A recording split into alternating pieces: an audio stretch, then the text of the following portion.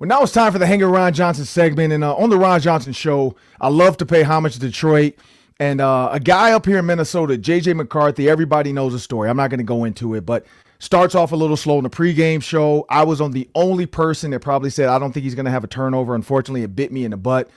But then I saw an Instagram post from Will Johnson, former Michigan cornerback, current Arizona Cardinals cornerback. And he, just speaking volumes about JJ McCarthy. And I'm like, man, let me reach out to Will Johnson. And for those that don't know Will Johnson, you've been under a rock. But he was one of the top, if not the top cornerback in this year's NFL draft. He's a starting cornerback for the Arizona Cardinals. He decided to pick number 0. We'll ask him about that. Won a national championship, Big Ten championship in Michigan. He's always been a winner from Detroit, Michigan. I'm going to bring Will Johnson to the show. Surrogate cousin, I guess, Deion Johnson is his dad, was a 1992 grad at Martin Luther King High School. So I knew Deion when I was coming up with the Eastside Raiders, playing over there in downtown Detroit, and then heard about him going to Michigan. I did the Michigan camps as a kid. And then I picked Minnesota. I stayed in the Big Ten, but I ended up picking Minnesota over Penn State. Was a better spot for me. Ended up making it going to the Baltimore Ravens. And so every single chance I get, whether I'm on TV, pregame, postgame, whatever it is, love to connect with kids like Will Johnson. And so, Will, man, I want to thank you for joining me on the Ron Johnson Show. For me, because I've been speaking and singing your praises, man, for a while now. And I remember we did the pregame show, Gophers versus Michigan. I'm on set and I'm doing the breakdown of Will Johnson plays, and this is what you don't want to do. And then they literally throw it to the out route. I'm like, why would you do that? Like, you do not throw that ball. And so, you had your first interception for a touchdown. Kwesi-adofo-mensah, Vikings GM, was there. Kevin O'Connell, Vikings head coach, was there. And got a chance to see JJ, because I joked about, which ended up actually being the truth. JJ McCarthy at the time, I said, walking by him, he stands tall, looks like an NFL quarterback. I think eventually he'll potentially be the Vikings quarterback, and ended up working out.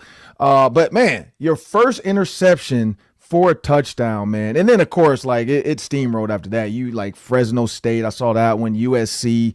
But talk about your first one, man. How was that kind of to get that monkey off your back? Yeah, the first one was a special moment, I'll say, just because that off season going into that year, I had a surgery, and I was just fighting to get back to my full capability to go out there and play. And that was really my first game being back, and it was the second play of the game. I caught it and took it back to the house. So yeah, that was a special moment for sure. And I know growing up, you were a punt returner. You played offense and defense. So do you attribute that kind of being a true two-way player to be able, because most of your interceptions and catches, man, you're stabbing it with your hands. It's not one of those basket catches, because I always joke with DBs that, they're just receivers that couldn't catch. And so you actually were an athlete, you played both ways in high school. And do you continue to work on that with your hands and make sure that's a big part of your game? Yeah, I always continue to work on that, always getting on the jugs, just trying to, I was back at Michigan with Colston, just trying to get catches whenever we can. If it's just throwing the ball around, just making sure, getting the feel for the football. And I would say just back in high school, having to, be the guy on the team, having to do everything, play wildcat quarterback, play receiver, do all the returns, and, had to be the guy for your team. So that made me naturally get the skill of having the ball in my hands and knowing how to be comfortable with the ball in my hands. So it's definitely a great skill to have, and a blessing that I do have that natural instinct. So for those who don't know, Will Johnson was he was a 5-star, #1 player in the state of Michigan. Could have went to any college out there. Ohio State offered him. Everybody offered him. But you picked Michigan. And a lot of people question that decision because, at the time, Michigan wasn't where you guys took him to. So why Michigan? I know your dad played at Michigan, but why was that one of the reasons? Or why did Michigan win you over Ohio State, the Alabamas, all the other schools that were coming after you? It definitely came down to, my dad playing there, following that legacy, staying home, being close to my family and my support system that helps me out a lot, and the opportunity to go play early. I wanted to play my freshman year, and I felt like I had a great opportunity to do that there. And I fell in love with the culture they had. So I felt like they were going to be winning in the near future, and I was definitely right about that, especially because of guys like you said earlier, like JJ McCarthy and Colston and Mason, and a lot of guys that we all committed in that same class. And we knew they had something special going on. Yeah, and then Sanders Drill, and you can go down the list of guys that are in the NFL now. The defensive line was awesome. The linebackers were great.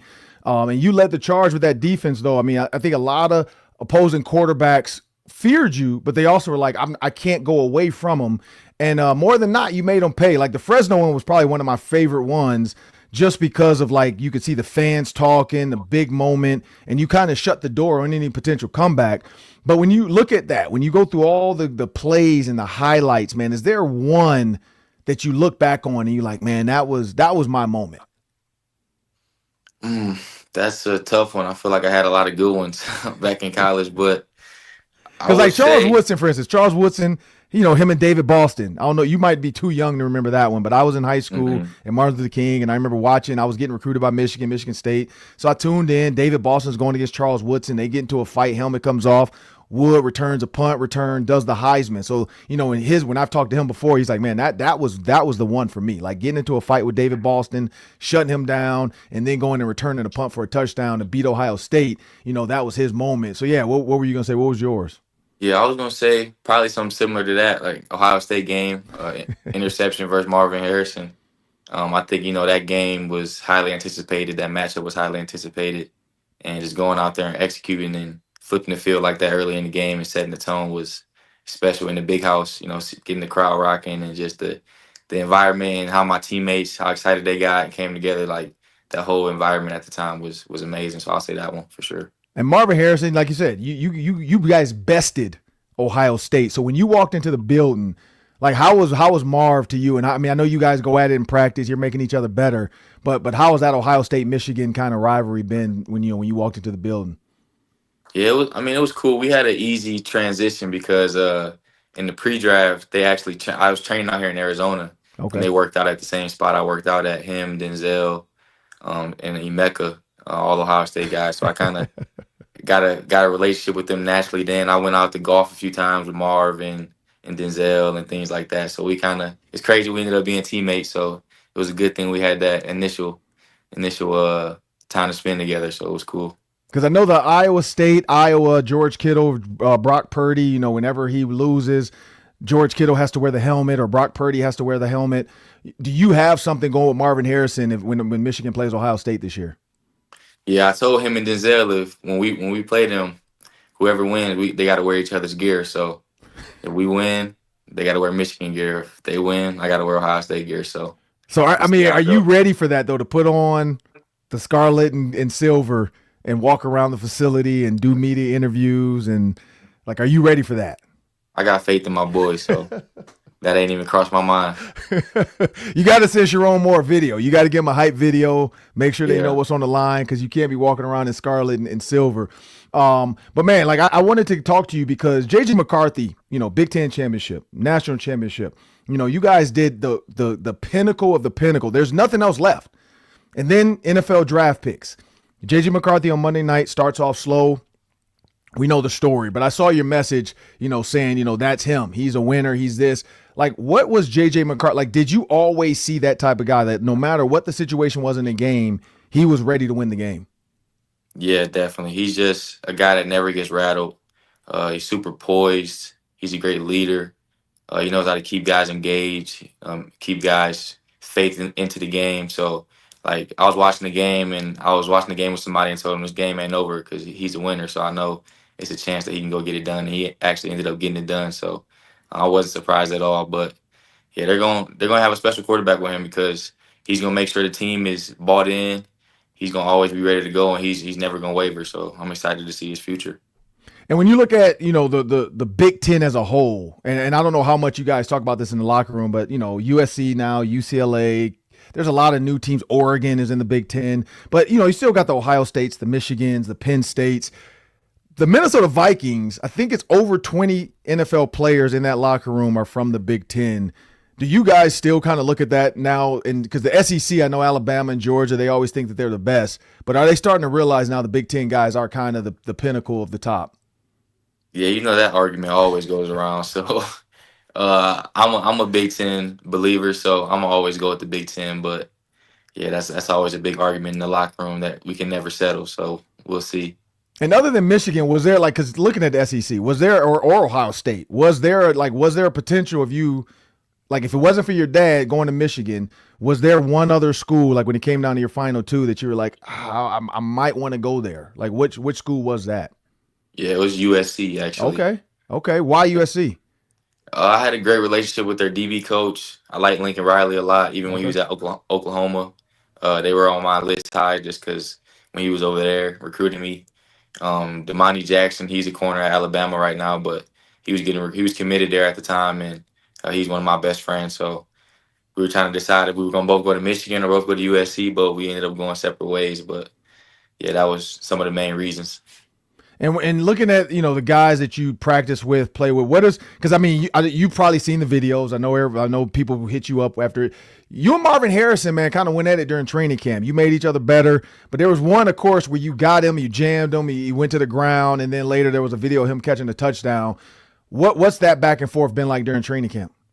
It's great. I mean, before that was the biggest game of the year, the one time a year I get to see him. Now I get to see him every day in practice. So we're always competing. Anytime we line up against each other, we know we're going to try to get the best of each other every time. So it definitely makes the games a lot easier going against a guy like him in practice. And I'm blessed to be in that position. And let's transition a little bit, man. You were supposed to, in my opinion, I thought you should have been the first DB off the board. And I know you're going to make everybody pay that didn't pick you.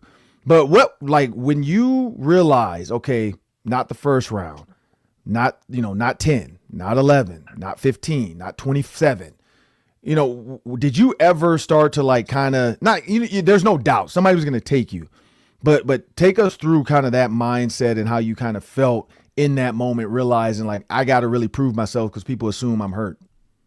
Yeah, that was one of the toughest moments I've had in my life, honestly.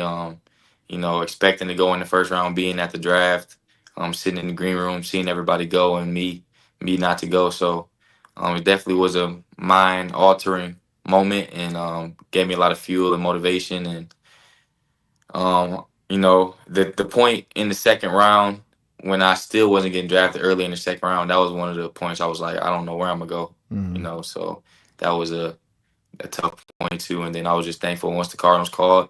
All those emotions kind of went out the door, and just happy to have that opportunity and be there. Those coaches that believed in me and wanted the best for me. So I'm just grateful to be here now, and think we got a lot of special things coming on the way. And you had a great first game. I mean, I saw your dad on social media with Kurt Blackwell from Sound Mind, Sound Body, former Detroit Martin Luther King linebacker, played with me. And, everybody, Chris Moorman, everybody from Detroit was talking about the 3 pass breakups and, the lack of targets your way and how you just, proved to everybody you are one of the top corners in the league. What are you building on now, looking at okay, I did the first one. Now I got to repeat this every week.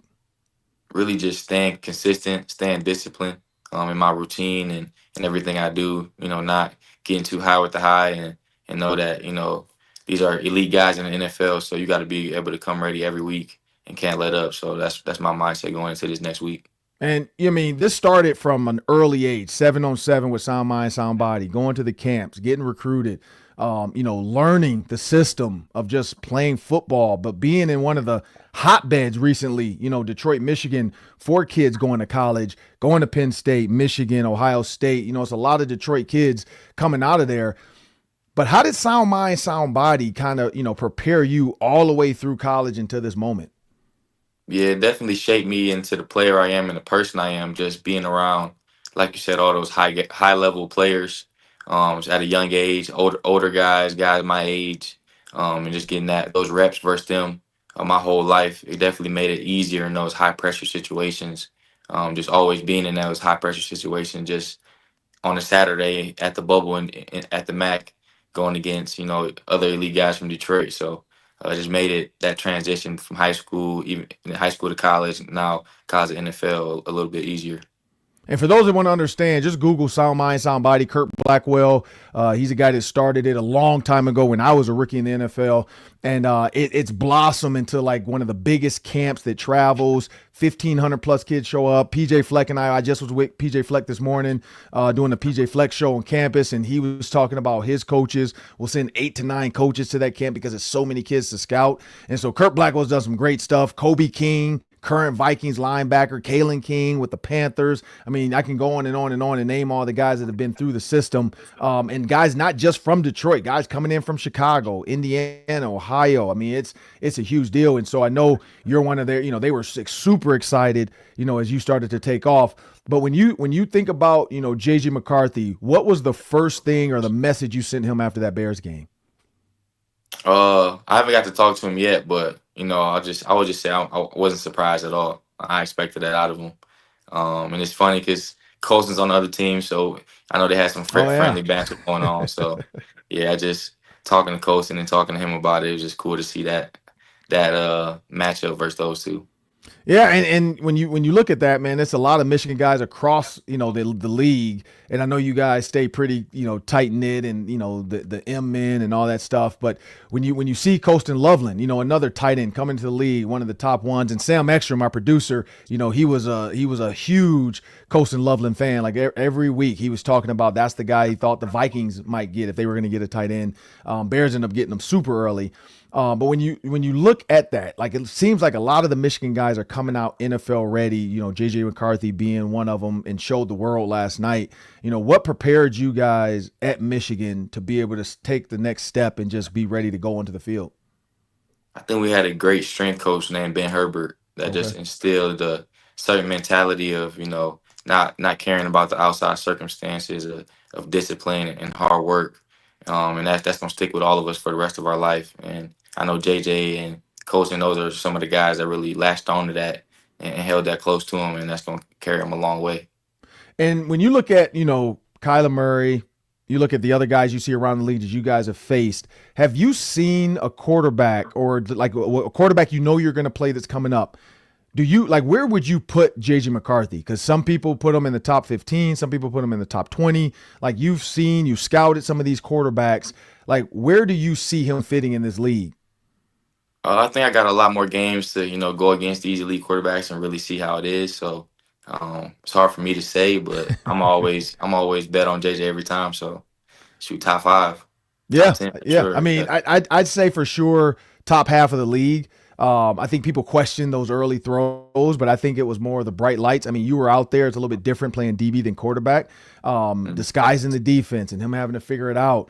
But before we get out of here, man, I want to ask you one thing though. If you could predict towards the end of this year, what are your like short-term goals or long-term goals for this season?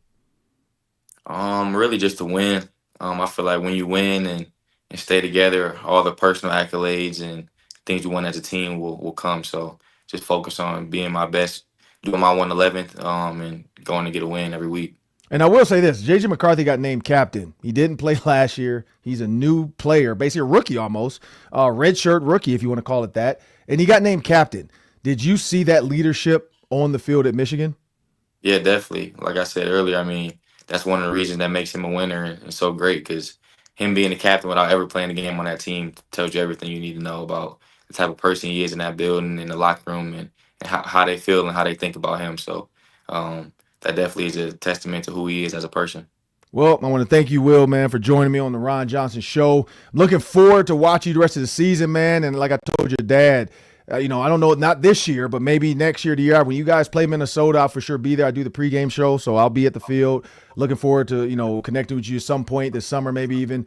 But good luck, and I'm gonna definitely be cheering for you, man, because, when I watched you play at Michigan, that was the one thing I was like, I don't want Michigan to beat Minnesota, but I definitely wanted, like Macari, same thing with Macari. I wanted you guys to do well, but I didn't want you to get the win. I couldn't stop that. You guys had a juggernaut for the last couple of years at Michigan. Looks like it's continuing on, and it's going to be a fun ride to watch you guys in the NFL, you young guys, because I remember those days. Enjoy it, appreciate it, and man, just keep being you, man, because everything I'm hearing about you is positive and good. And that's one thing that you can never, you got, other Michigan guys, Larry Foote, he's a coach out there in the league and he's a former Michigan guy as well. So you guys got a lot, Cato June, with the Colts. So there's a lot of Michigan guys out there as well that I'm pretty sure you guys can lean on. So, but I'm Ron Johnson. That was Will Johnson. And I want to thank you guys for joining us today, and make sure you subscribe on Locked On Sports Minnesota on YouTube, and we'll have some more content coming up later this week.